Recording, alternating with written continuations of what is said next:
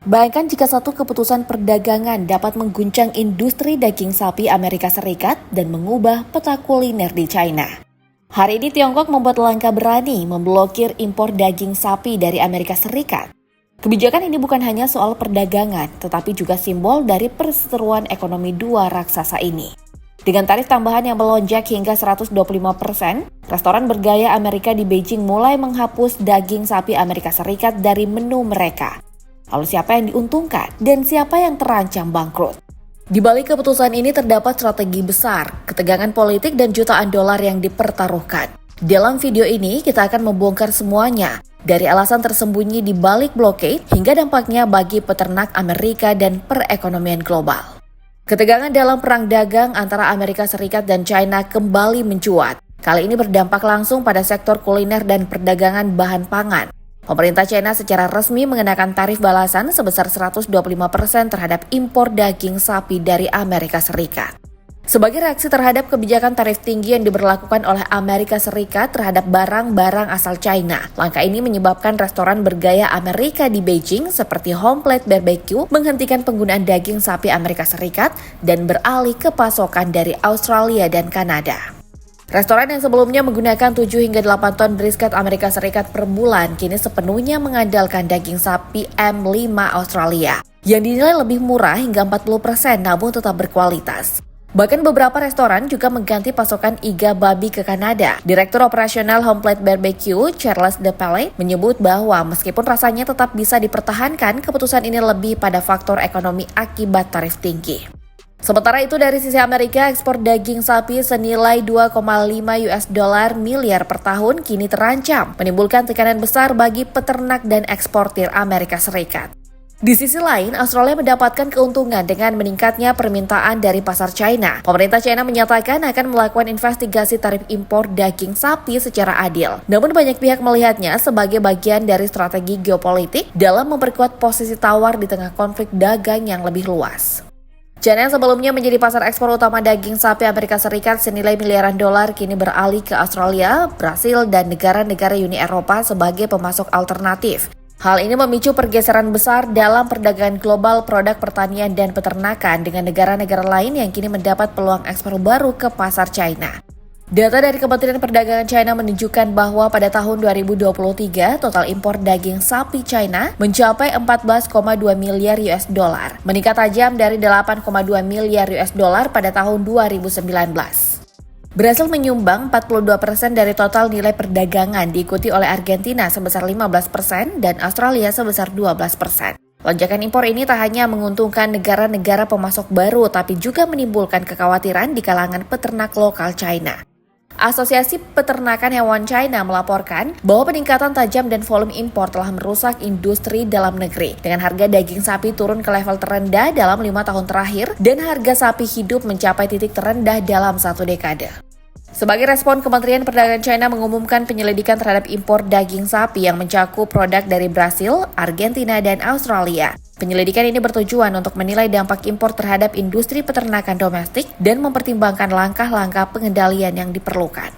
Restoran seperti Home Plate Barbecue harus melakukan penyesuaian menu dan harga karena kenaikan biaya bahan baku. Meski daging sapi Australia diklaim memiliki kualitas dan rasa yang mirip, perubahan ini mengganggu kestabilan bisnis dan preferensi konsumen di China.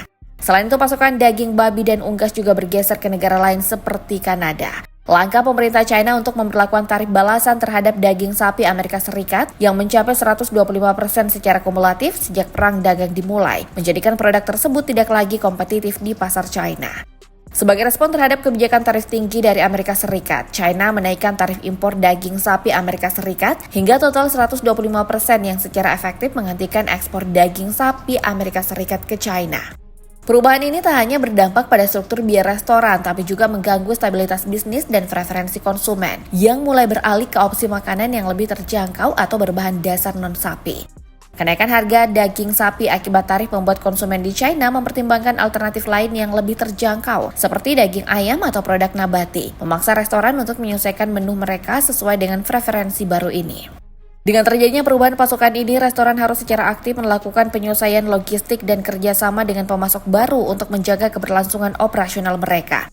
Restoran di China kini menghadapi tantangan dalam membangun hubungan dengan pemasok baru dari negara-negara alternatif, serta menyelesaikan rantai pasok mereka untuk memastikan kelancaran operasional di tengah perubahan kebijakan perdagangan global. China tak hanya mengandalkan tarif tinggi, tapi juga menggunakan tindakan non-tarif seperti menangguhkan lisensi impor perusahaan Amerika Serikat, menahan barang untuk inspeksi, dan pembatasan registrasi eksportir. Strategi ini menunjukkan kesiapan China menghadapi eskalasi perang dagang dan upaya melindungi industri dalam negerinya.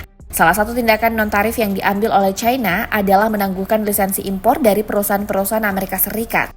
Pada awal Maret 2025, China menghentikan lisensi impor kedelai dari 3 perusahaan Amerika Serikat, yaitu CHS Inch Louis Dreyfus Company and AGT LLC. Keputusan ini diambil sebagai bagian dari langkah balasan terhadap tarif Amerika Serikat yang dikenakan pada produk-produk China. Selain itu, China juga menangguhkan impor kayu dari Amerika Serikat dengan alasan adanya hama hutan yang ditemukan dalam pengiriman sebelumnya. Selain menangguhkan lisensi impor, China juga menahan barang-barang impor dari Amerika Serikat untuk inspeksi lebih lanjut. Langkah ini menyebabkan penundaan dalam proses impor dan meningkatkan biaya logistik bagi perusahaan-perusahaan Amerika Serikat yang mengekspor ke China. Tindakan ini merupakan bagian dari strategi China untuk menekan eksportir Amerika Serikat dan menunjukkan ketegasan dalam menghadapi kebijakan perdagangan Amerika Serikat. China juga telah menambahkan beberapa perusahaan Amerika Serikat ke dalam daftar entitas tak dapat diandalkan atau Unreliable Entity List. Perusahaan-perusahaan yang masuk dalam daftar ini dikenakan pembatasan dalam melakukan kegiatan impor dan ekspor terkait dengan China, serta pembatasan dalam melakukan investasi baru di China. Langkah ini menunjukkan bahwa China tak hanya mengandalkan tarif sebagai alat balasan, tapi juga menggunakan regulasi dan kebijakan administratif untuk menekan perusahaan-perusahaan Amerika Serikat. Selain itu, China juga memberlakukan pembatasan ekspor terhadap beberapa bahan baku penting, seperti mineral langka. Langkah ini bertujuan untuk mempengaruhi industri teknologi tinggi di Amerika Serikat yang sangat bergantung pada pasokan bahan baku dari China. Dengan membatasi ekspor bahan baku ini, China dapat meningkatkan tekanan terhadap sektor-sektor strategi di Amerika Serikat. Dengan harga daging sapi Amerika Serikat yang menolak hampir 2 kali lipat, konsumen China menjadi lebih sensitif terhadap harga. Pergeseran ke daging sapi Australia yang lebih murah bisa mengubah pola konsumsi dan preferensi kuliner di pasar China, serta mempengaruhi industri restoran asing dan lokal. Perang dagang ini membuka peluang bagi negara-negara lain selain Brasil, Argentina, Australia, dan negara-negara Uni Eropa untuk meningkatkan ekspor produk pertanian dan peternakan ke China. Namun ketergantungan China pada beberapa produk tertentu dari Amerika Serikat seperti kaki ayam masih berlanjut karena sulitnya mencari pengganti cepat. Ketegangan ini juga berdampak pada negara-negara mitra dagang China dan Amerika Serikat, termasuk Indonesia, yang harus siap menghadapi resiko gangguan rantai pasok dan peluang diversifikasi sumber bahan baku. Investasi dan ekspor di kawasan Asia Tenggara juga bisa terpengaruh akibat perubahan kebijakan perdagangan kedua raksasa ekonomi ini. Blokir daging sapi Amerika Serikat oleh China bukan hanya soal tarif tinggi, tapi bagian dari strategi ekonomi dan politik yang kompleks dalam perang dagang. Dampaknya meluas dari bisnis restoran hingga pola perdagangan global, membuka peluang sekaligus tantangan baru bagi para pelaku industri dan negara-negara mitra dagang.